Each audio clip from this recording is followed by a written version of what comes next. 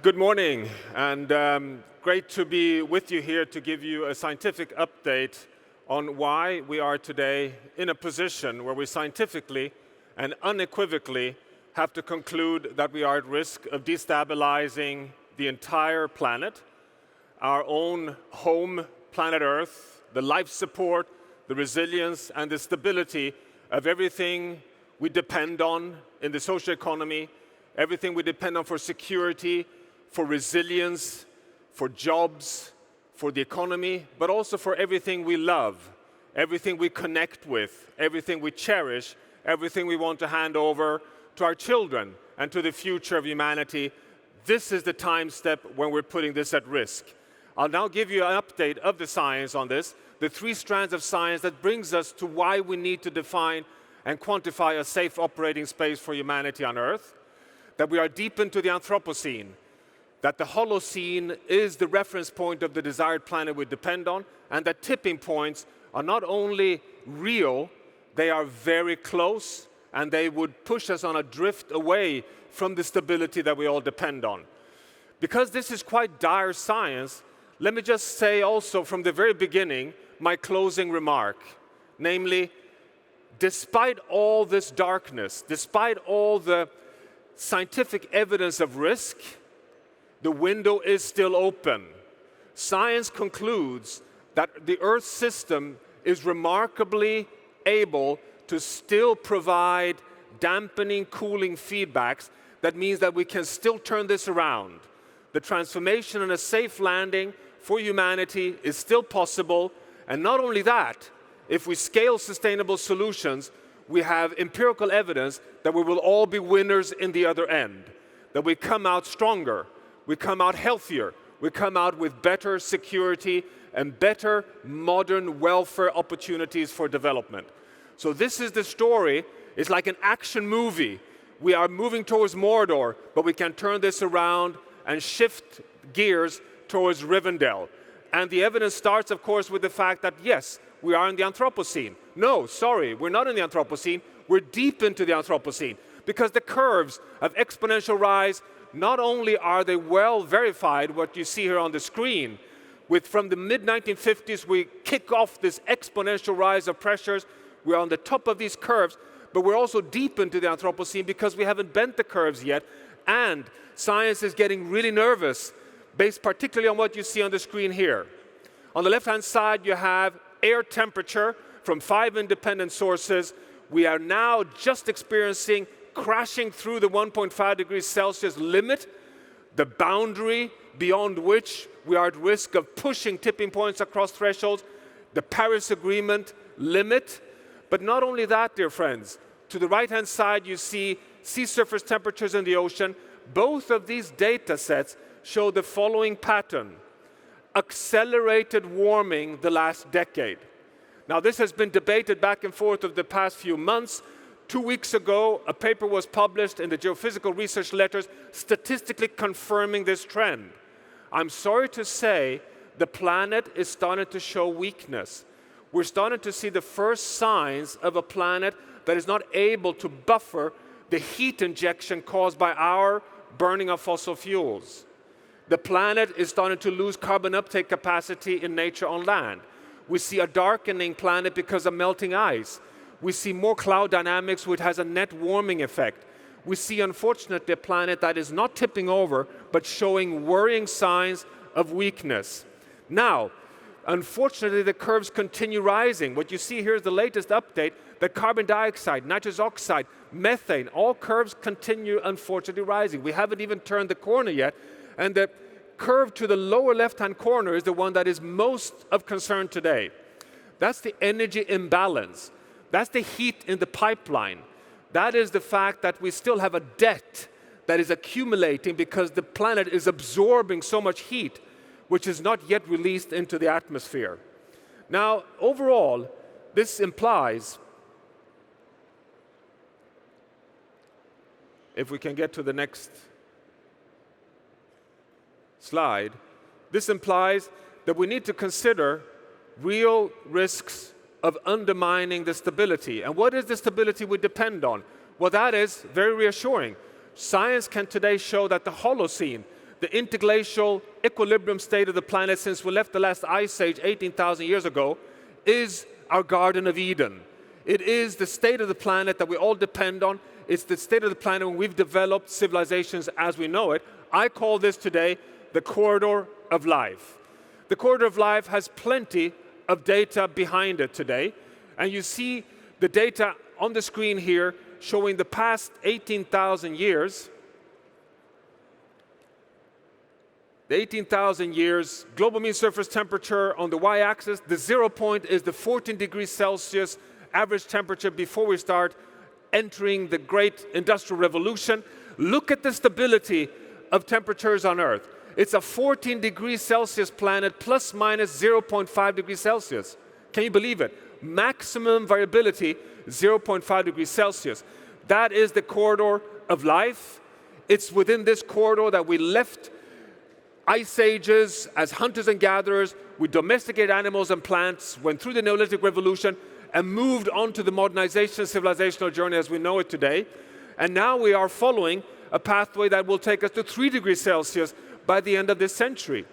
Dear friends, that will be winding back the climate clock, not 1 million years, not 2 million years, but over 3 million years. We will be pushing ourselves outside of the Quaternary. The third and final, now that we know the reference point for the desired planet, is that tipping points are hardwired by geophysical systems that regulates the state of the planet. These tipping points are real, they're hardwired. We've mapped 16 of them through the climate tipping element systems, and that is what you see on the screen here. 6 of them are up in the Arctic region. One of them is the AMOC, I'll come back to that, the Atlantic Meridional Overturning Circulation. You see the Amazon rainforest as one of them, also 3 down in Antarctica, and 1 which is today at highest risk, the tropical coral reef systems. We have actually mapped the risks of these 16 in terms of temperature. What you see in red here is the uncertainty range in science. Admittedly, we don't have exact, precise points of tipping, but the dots here is the median risk level in the published evidence of research. Now, the top 6 here are those that are at risk, likely to cross their tipping points already at 1.5 degrees Celsius. Just look at that list. The Greenland ice sheet, the West Antarctic ice sheet, abrupt thawing of permafrost, collapse of tropical coral reef systems, collapse of the Barents Sea ice, collapse of the Labrador Sea ice. These are big biophysical systems that I today define as the new global commons. We also have 2 of them, which I'll come back to, which are climate scientifically considered to be at low risk up until 3 to 4 degrees Celsius, the Amazon rainforest and the Atlantic overturning of heat. The dilemma is that scientifically, this is not the correct assessment if we bring in a planetary boundary assessment. But first of all, let me just conclude, unfortunately, that here we have victim number 1. Tropical coral reef systems with very narrow uncertainty is very likely to cross thresholds of collapse when we exceed 1.5 degrees Celsius. We are today in the 4th global bleaching event. Over 80% of tropical coral reef systems are affected by this bleaching event, which is increasing in frequency. We are already having this warning signal. This is the livelihood base for over 400 million people, depending on these systems. The second one where we have to do correctness in science is this one. The Amazon basin, planet Earth's richest terrestrial ecosystem on land. What you see in red here is deforestation, which has reached 17% today, eating itself from the southeast to the northwest. Well, science, as I mentioned, showed risk of climate warming to push the system irreversibly to become a degraded bush savanna at 3 to 5 degrees Celsius. But if you factor in the planetary boundaries of biodiversity loss, of changes in hydrology, and deforestation, the temperature risks go down to between 1 and 2 degrees. Can you imagine? We're very close to pushing the Amazon basin across a tipping point. That would have tremendous impacts on freshwater supply across the South American continent, but also this is a system that holds 100 gigatons of carbon. It's over 10 years of emissions. It's a service to humanity. And here you have the AMOC. The AMOC is the great overturning system, regulating the heat conveyor belt in one part of the ocean system. We know from experience, from science, that if it collapses, it has an on-off switch. It has collapsed before. Over the last 100,000 years, it's happened several times. If it would flip, it would accelerate warming across the world. It would change the monsoon systems, and it would lead to an abrupt cooling, as you see in blue here, in the Arctic region. It would be an unacceptable impact for the world at large. Now, science today shows that this, therefore, have come to a point where the risks are no longer a low likelihood event. In the latest IPCC assessment, there was no quantifications of the risk of an AMOC collapse because we didn't have enough evidence. 5 years later, today, we have several scientific papers, you have the latest ones on the screen, showing that there is unfortunately between 1 and 10% likelihood of a collapse, a shutdown of the AMOC within this century, which would be an unacceptable outcome for all of us, irrespective of where we live on planet Earth. So there we are. It gives us a very high degree of certainty that we need to act. This is the conclusion from the science. We're in the Anthropocene. The Holocene is our reference point for the desired planet. Tipping points are real and coming very dangerously close. We therefore need a planetary boundary framework where we try to answer two questions. What are then the environmental processes that regulates the stability, the resilience, and life support on Earth? Those are the 9 planetary boundary systems.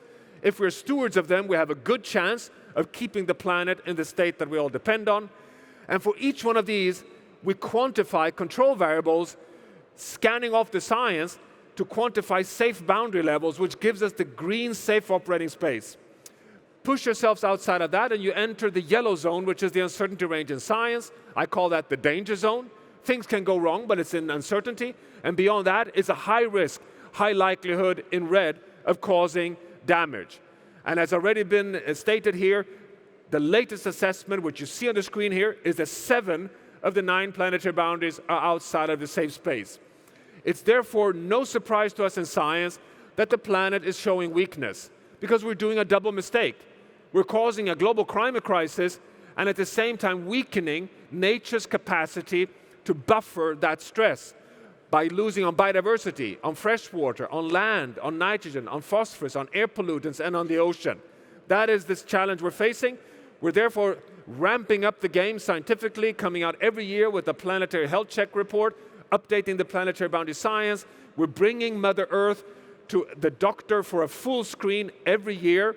This screening, which we do with a blood sample test equivalent, confirms that 7 of the 9 planetary boundaries have exceeded their safe green space. It's only air pollutants that are moving in the right direction, the stratospheric ozone layer, and we're just now breaching the ocean acidification boundary. And here comes the concluding slide from where I began.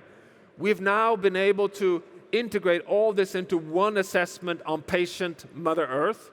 And this is, well, you should have it on the screen here. This is the verdict. We're outside of the green space. Dear friends, we are in danger. We are at risk of destabilizing the planet. But as you see, we are still in the yellow zone. We haven't yet moved the entire planet into the high-risk red zone, which leads to the conclusion that the window is still open to turn things around.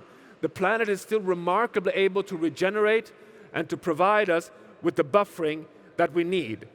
We're now, therefore, at a point where we start, or where we really need to act very rapidly. What's the journey ahead then? Well, here you have the journey ahead. This is the climate journey from the IPCC assessments to hold the 1.5 degrees Celsius line. Unfortunately, we cannot do this through no overshoot.